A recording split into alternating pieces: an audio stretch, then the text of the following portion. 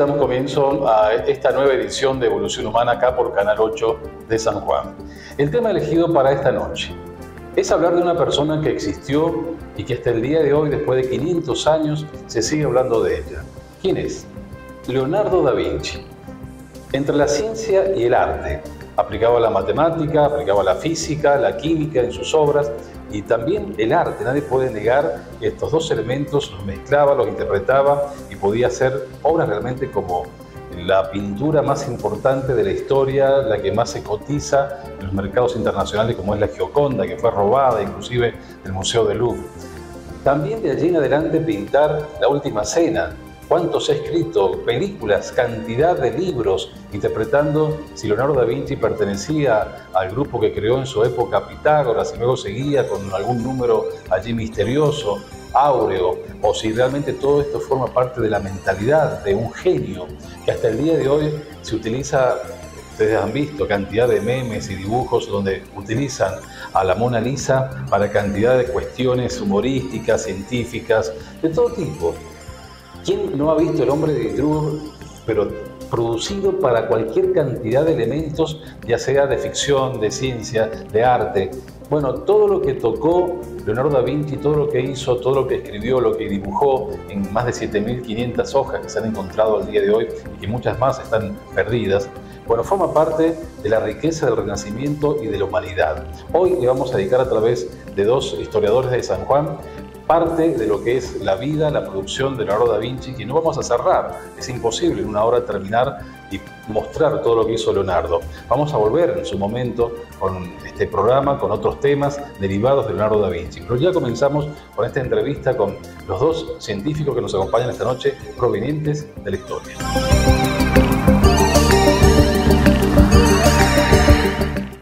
Uno de los invitados de esta noche, el doctor Federico Asís. Federico es doctor en historia, pero tiene una intensa actividad docente, investigador, también dentro del CONICET. Es una persona conocida en el medio local, una persona muy curiosa, muy inquieta en torno a investigar, en este caso, la vida de Leonardo da Vinci.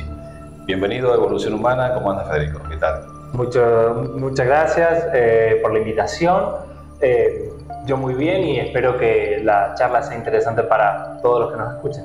Bueno, hemos querido, como decíamos al comienzo del programa de hoy, dedicarle prácticamente todo el programa a Leonardo da Vinci, porque allí hay una conjunción de ciencia, arte y de allí para adelante todo lo que podamos imaginar, porque si algo que aplicaba Leonardo era la imaginación, la creatividad, para interpretar el mundo, interpretar la época, el Renacimiento. Y de allí en adelante, bueno, para ir cronológicamente podemos comenzar, Federico, si te parece bien, hablando un poco de cómo nació, cuándo nació, cómo fue el marco referencial en esa época del Renacimiento, 1562. Exactamente, bueno, cuando Leonardo nace en 1562, estamos en pleno lo que se conoce como Renacimiento. Leonardo nace en el norte de Italia, en un pueblo cercano a Florencia, que en ese momento era el centro cultural y uno de los centros políticos más importantes de Italia. Y bueno, evidentemente cuando él nació nadie esperaba nada de él. Era un hijo ilegítimo de un notario, pero hay que tener en cuenta que estamos en el Renacimiento, técnicamente estamos ya en la edad moderna, podríamos estar ahí por las fechas, pero el pensamiento, la política y el derecho que regía la vida de Leonardo y de todos era plenamente medieval. Y esto implicaba que Leonardo estaba en el estado, dentro de los tres estados que organizaban la sociedad, que era el clero, la nobleza y el tercer estado, el estado llano. Leonardo estaba en el menos favorecido, que era el estado llano, aún si hubiese sido hijo legítimo de su padre, cosa que no era. La familia de Leonardo era una familia campesina que tenía, digamos, sus ingresos primarios eran de la producción del campo y su padre tenía un oficio notarial que no le podía legar porque su condición de hijo ilegítimo se lo impedía. Inclusive hay teorías sobre quién era su madre. Hay gente que dice que su madre era una campesina y que esa diferencia de rango entre padre y madre impidió el matrimonio, y otra gente dice directamente que era una esclava que había sido importada de Oriente y que eso todavía dificultaba aún más el blanquear o evidenciar la condición de Leonardo. En consecuencia, este chico nace y al nacer su abuelo y su padre se hacen cargo de él, no vuelve a ver a su madre durante gran parte de su infancia. Su madre es casada con otro hombre y tiene una serie de hijos, y su padre, si bien se casa también inmediatamente, no logra tener ningún heredero hasta los 25 años de Leonardo. Esto le va a permitir disfrutar de las rentas de la familia y tener posibilidades de formarse, como le va a pasar apenas termine lo que nosotros entenderíamos como adolescencia a los 17 años.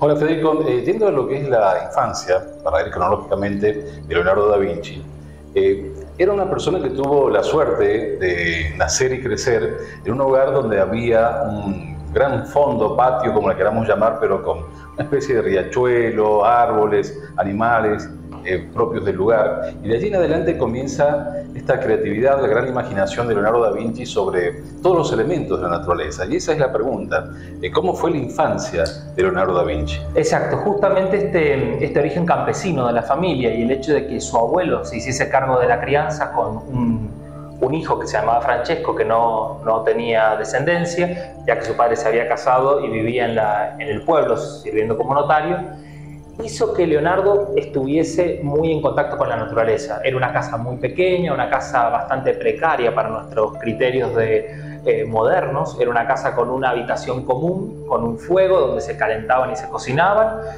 y los alimentos que se consumían, y dos habitaciones, una para el abuelo de Leonardo y su esposa, y una para el niño y el tío. Allí pasó la mayor parte de su infancia, y no es simplemente, digamos, una granja, sino que tenía toda una zona boscosa alrededor, una zona montañosa, una zona asilvestrada que le va a permitir estar en permanente contacto con la naturaleza, y con una naturaleza muy abundante, como la podemos pensar en el norte de Italia, llena de ríos, llena de montañas, de arboleda y de animales salvajes, como podían ser desde algún ciervo, podían encontrarse zorros, podían encontrarse lobos. Entonces, Leonardo, desde su más, llamémosle, tierna infancia, estuvo muy llamado por la naturaleza, pero esto no era, digamos, una particularidad que Leonardo tuviese en exclusiva en la época, sino que él lo va a hacer una seña de identidad a lo largo de toda su formación, el tener a la naturaleza como maestra de vida, maestra de conocimiento. Que bueno, ya cuando avancemos un poco más veremos de dónde surgen estas ideas, que Leonardo tampoco las sacó de la galera, pero lo importante es tener esta idea de que el chico se va formando sin una educación formal, no va a un colegio, no accede a la universidad, y ese contacto lo tiene a través de, se supone, por ejemplo, en los primeros garabatos de dibujo, se supone que los hace tomando prestado papel, tinta de su abuelo, que utilizaba estos instrumentos para llevar el control de la administración de la granja.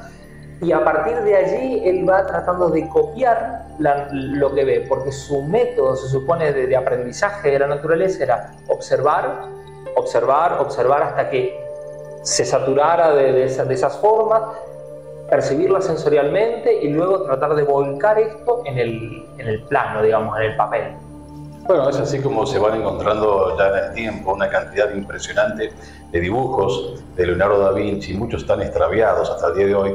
Algunos han calculado que son 7.500 la cantidad de papeles, diríamos papers actualmente, pero son realmente los dibujos originales de Leonardo da Vinci que están expuestos en diferentes museos del mundo.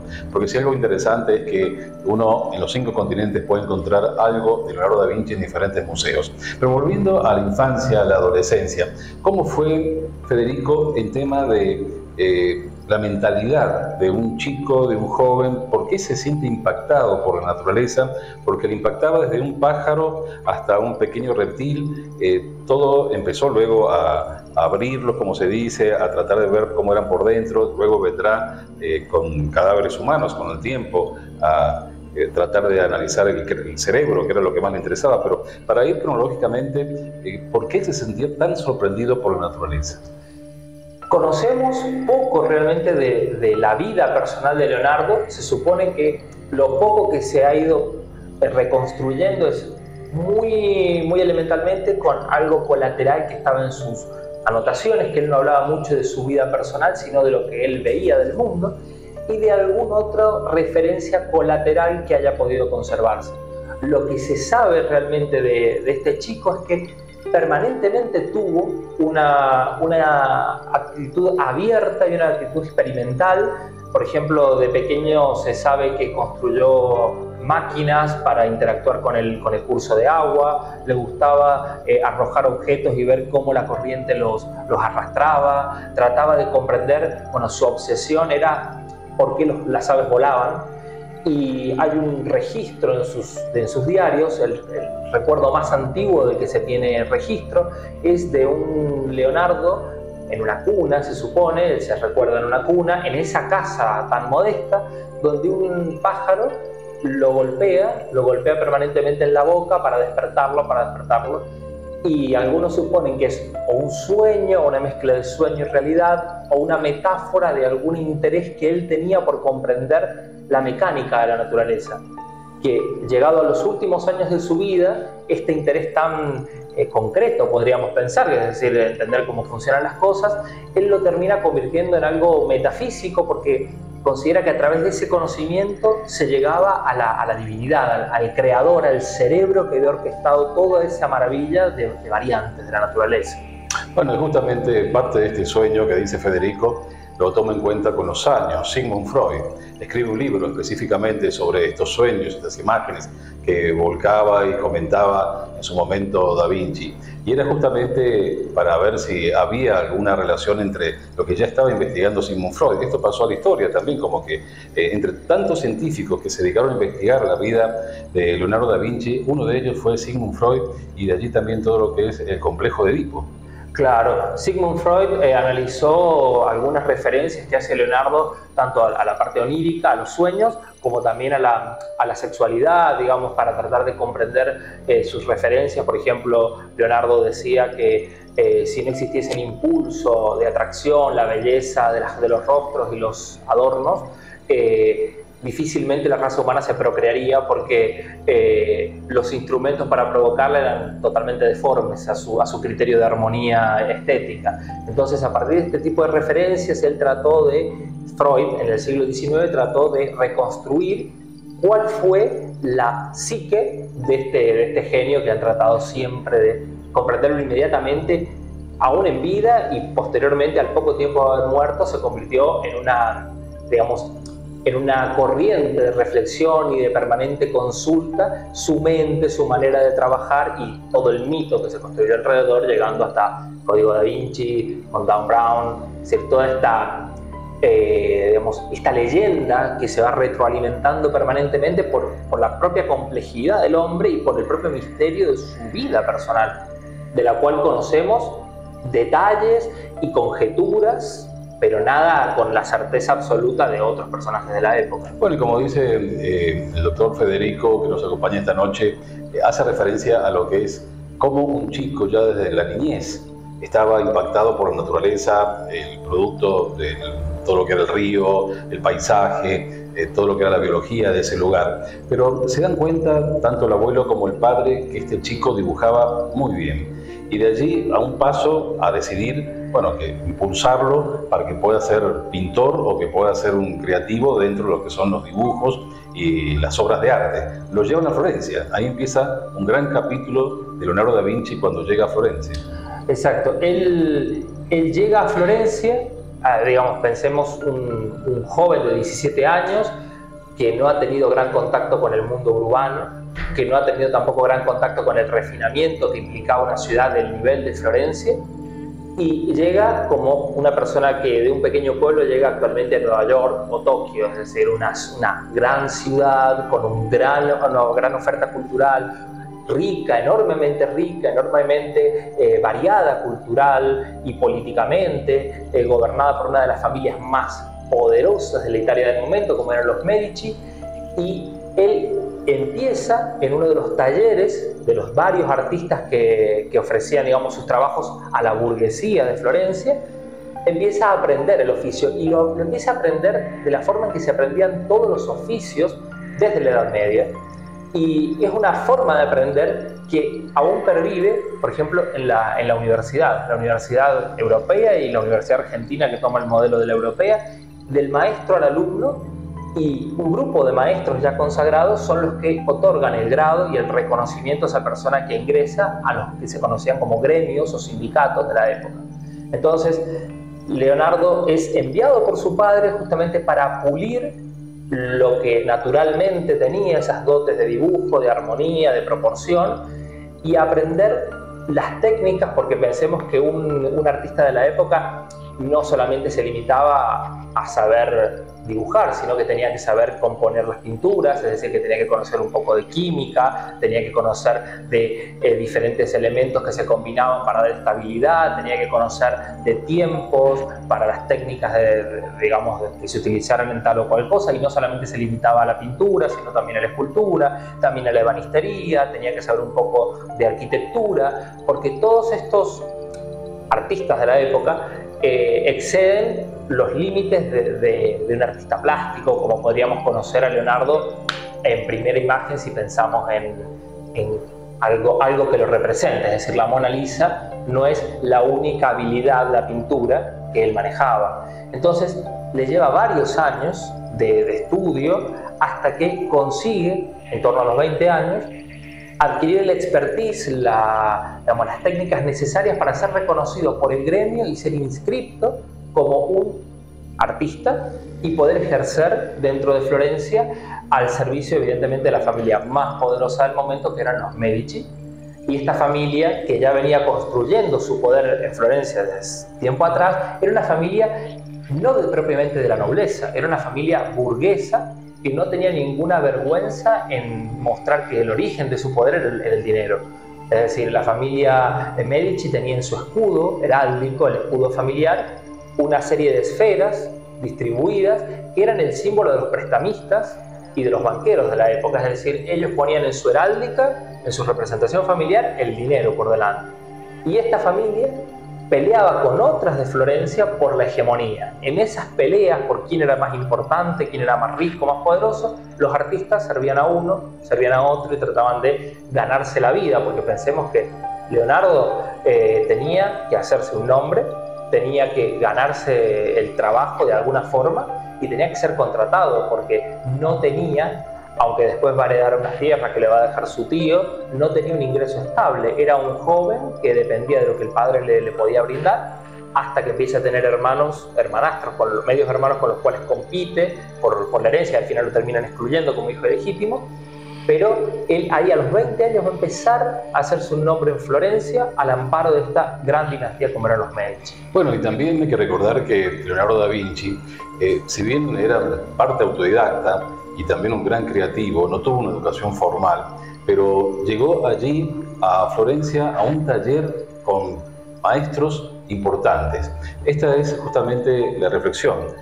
Su conocimiento no vino de la nada, sino que vino porque fue a un taller específico con ya personas expertas que le dieron un gran conocimiento que él luego lo superó.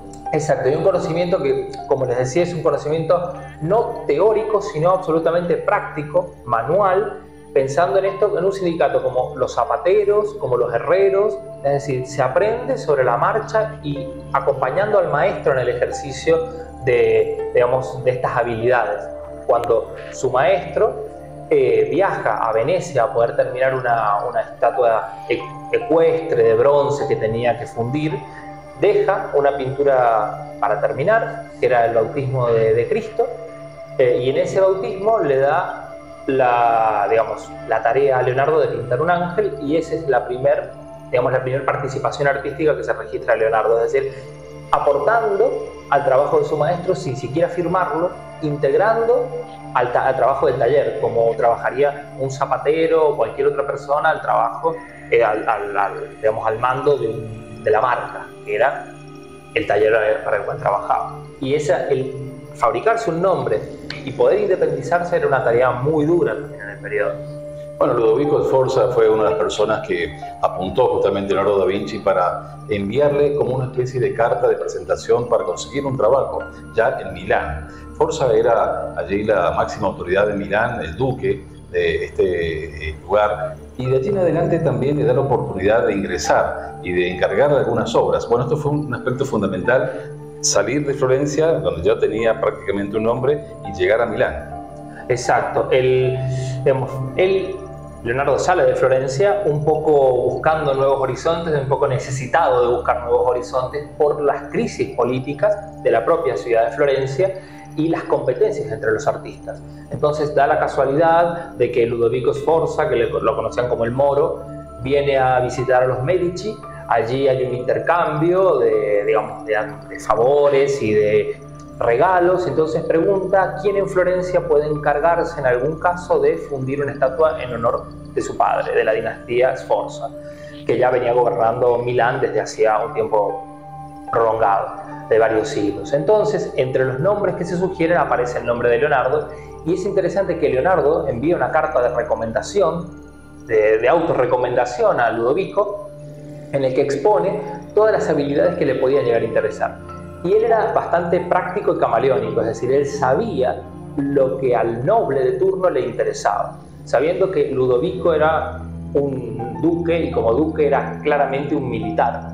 Ludovico tenía la obligación y la necesidad de defender una plaza fuerte. Pensemos que Milán está ubicado en el norte de la península itálica y limita con el Sacro Imperio Romano y con el Reino de Francia. Está rodeado por montañas, por los Alpes, y esa situación de frontera lo va a hacer que esté permanentemente necesitado de defensa militar, de encastillamiento, de armas, de estar preparado para una guerra que en cualquier momento le puede venir de cualquier frontera, ya sea de Francia, ya sea del Sacro Imperio, o ya sea de la propia Italia, que está fragmentada en un sinnúmero de repúblicas, principados, con el papado, el reino de Nápoles. Es decir, este hombre está necesitado de defensa. Y viene Leonardo y le dice: mire, yo sé hacer cualquier trabajo como ingeniero militar, le puedo proveer de armas, le puedo proveer de herramientas para la defensa, le puedo proveer de defensas en sus castillos.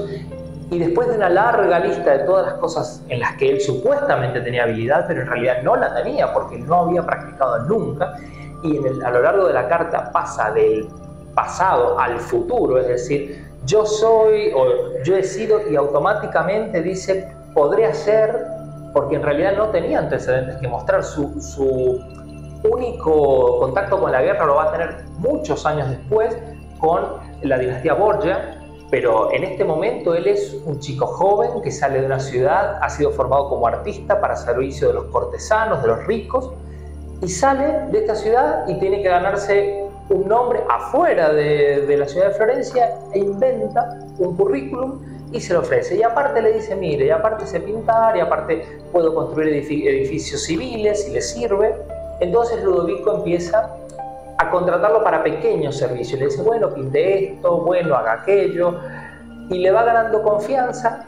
Y años después, es decir, esto es más o menos en 1482, y recién para 1489, él va a ganar un nombre suficiente como para ser contratado por la corte. Porque recordemos que estuvo 20 años aproximadamente. Estuvo mucho tiempo al servicio, y salió no por voluntad propia, sino porque fue expulsada la dinastía Sforza por la llegada justamente del rey de Francia, Carlos XII, que lo expulsa a la dinastía, y Leonardo tiene que salir. Pero esto pasaba permanentemente, es decir, los cambios dinásticos implicaban una salida y una búsqueda de nueva fortuna.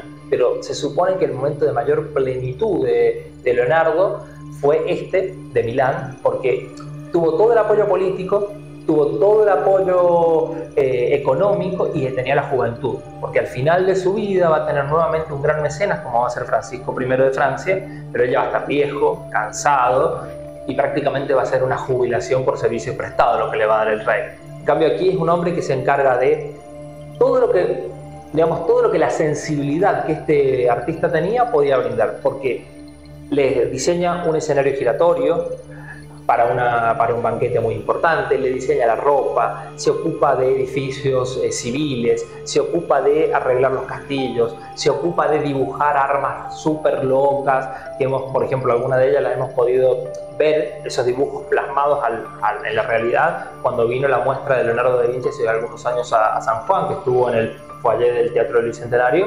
Ahí vemos las reconstrucciones de algunas de estas máquinas de guadañas automáticas, donde también se plantea que Leonardo tenía algunos trucos cuando dibujaba que alteraba el funcionamiento de estas máquinas para que no le pudieran robar, porque no existía la patente, no existía el derecho de autor en esa época. Entonces se supone, algunos dicen que era por error de principiante, que diseñaba la maquinaria con algún error, y otra que lo hacía justamente para que nadie pudiese robarle el diseño e irse con eso a otra parte, porque era cuestión de aprender, llevarse el oficio y ser uno igual. No existía una emisión de título de decir usted es ingeniero militar y no puede ejercer si no está habilitado.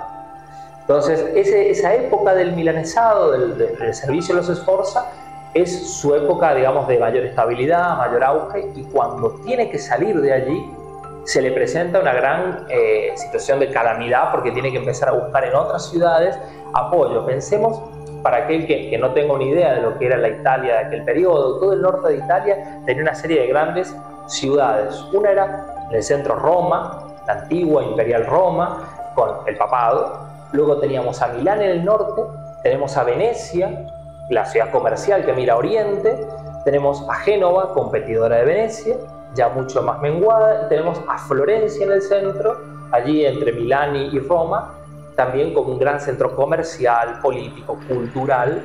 Entonces, entre una ciudad y otra, él va a migrar permanentemente buscando un mecenas, alguien que lo apoye, alguien que crea en sus ideas.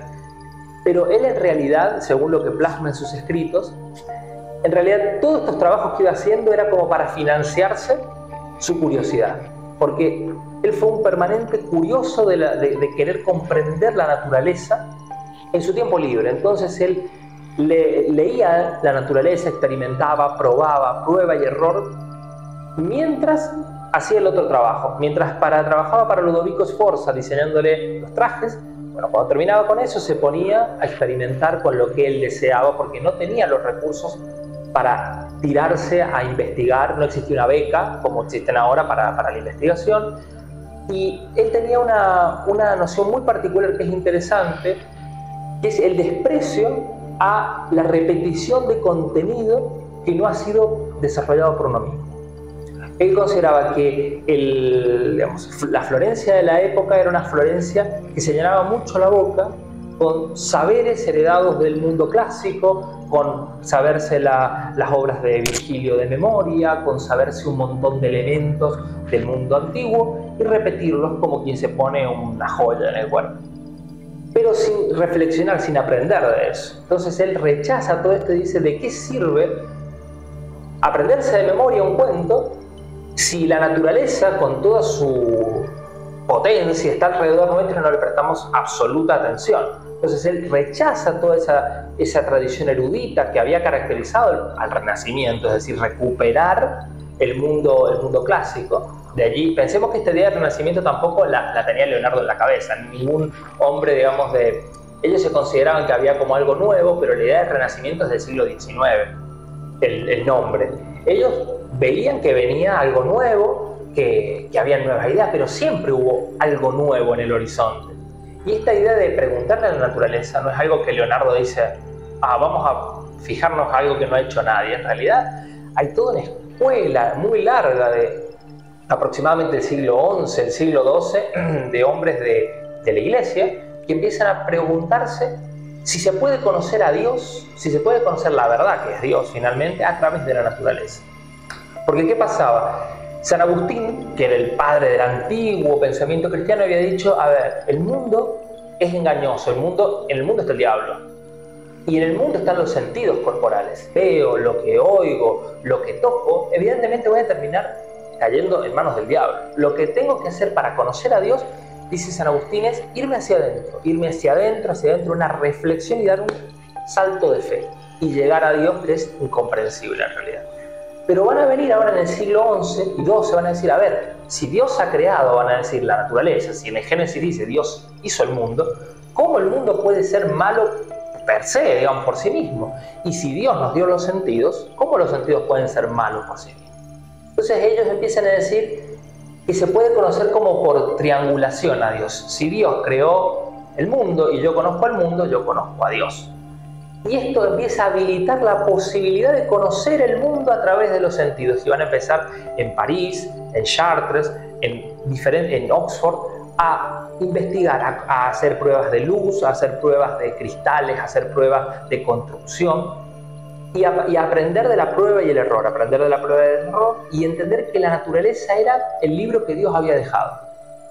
Y eso lo tienen en la mente todos los hombres de la Edad Media, es decir, nadie puede ir contra la naturaleza porque la naturaleza es Dios. El derecho natural es el derecho que Dios ha fijado y los hombres tienen que descubrir ese derecho natural. Lo mismo con la física y lo demás. Entonces, Leonardo viene de esta tradición. Dice, hay que ir a la naturaleza, hay que conocer en la naturaleza cómo funcionan las cosas. Y él llega a decir en un momento más avanzado, digamos, cuando ya está en Roma y en Roma lo persiguen porque hace disecciones, como mencionaban hace un ratito, él dice, a ver, me están criticando por utilizar lo que Dios me ha dado para conocer lo que Él ha creado. Entonces, yo no hago nada malo, simplemente abro el cuerpo y trato de comprender cómo funciona, comprender qué es lo que sucede, pero evidentemente esto siempre fue visto con sospecha por los sectores más conservadores. Como venía pasando, es decir, por ejemplo, Dante Alighieri, un hombre que nadie podía tildarlo de antiguo, sino todo lo contrario, uno de los primeros que va avecinando el Renacimiento, plantea de un tal Miguel Escoto, lo pone en el infierno y dice que este hombre está en el infierno por ser un mago, un nigromante engañador. Y lo que en realidad era este hombre, era un hombre que era un escocés que se había ido a Toledo en ese momento, que era una ciudad que estaba llena de árabes, hebreos, y que estaba con todo el saber que habían dejado los árabes cuando los cristianos avanzan y toman Toledo. Se había formado, había traducido libros, había conocido a Aristóteles, había conocido diferentes escritos, medicina y demás, y ese saber astronómico, físico, además, se lo lleva a servir al emperador Federico II Hohenstaufen. Y ese servicio, por ejemplo, fue visto con sospecha por los del lugar porque no lo entendían, no entendían cómo él podía adivinar si iba a haber una tormenta o no entendía cómo podía curar. Entonces decían, esta persona es un mago, y se hizo tal fama de mago que Dante lo ubica en el infierno. Entonces pensemos que Leonardo, no muy distante, 100 y tantos años de Dante, tampoco era un hombre que daba la mayor confianza, porque sus ideas eran bastante rupturistas, con lo que, ¿para qué inventar algo nuevo si esto ya funciona? ¿Para qué quiere volar si el hombre tiene piernas? Es decir, ese tipo de cosas complicaba la mentalidad estándar de la época. Bueno, realmente muy claro el doctor Federico Asís, como doctor en historia y docente que es, muy didáctico para darnos toda la escenografía, toda la actividad cronológicamente, considerando de Leonardo da Vinci. Vamos a hacer una pausa aquí en Evolución Humana esta noche. Vamos a continuar luego analizando la producción, sobre todo, la cantidad de inventos que no solamente dibujó, algunos lo logró hacer, otros quedó allí potencialmente para futuras generaciones que luego, con el tiempo, fueron creando por segunda vez, ya poniéndolo a la práctica, lo que había inventado en el papel Leonardo da Vinci y pudieron funcionar. Eso es lo más importante. Una pausa, ya volvemos.